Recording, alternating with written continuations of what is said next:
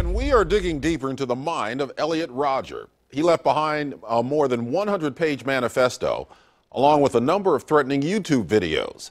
Cor Harlan has more on what some are saying were missed signs that something was going to go terribly wrong.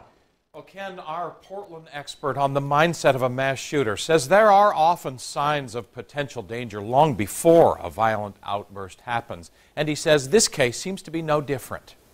There was another girl right here. In the aftermath of Friday's rampage, remembrances are taking shape, memorializing 6 victims who died at the hands of Elliot Rodger. On the day of retribution. And we have learned today that there were warning signs. Rodger's own family made contact with police last month after discovering social media posts about suicide and killing people slaughter on Rodger's social media sites. He explained to the deputies that it was a misunderstanding and that he was, although he was having some social problems, it was unlikely that he was going to continue to be a student here and was probably going to go home.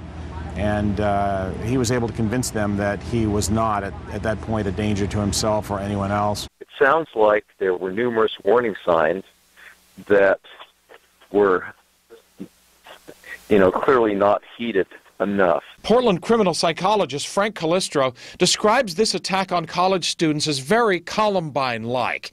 And he says in cases that he is familiar with, eruptions of anger are often preceded by telltale signs of trouble, comments, erratic behaviors, and social media posts that sometimes reveal what people like Elliot Rodger may be thinking. He thinks many potential attacks like this are prevented and never make the news. Usually, that's because alert fellow students, parents, etc., are troubled enough to go to the authorities and pretty much demand that something be done. Calistro says the public has become more aware of danger signs and is reporting people like Elliot Rodger to authorities who stop violent action before it takes place. He was the most warm, loving, kind-hearted kid you could ask for. I mean, it's just, if you talk to people that knew him, they would tell you, just a great kid. He had a beautiful soul. He was kind and thoughtful.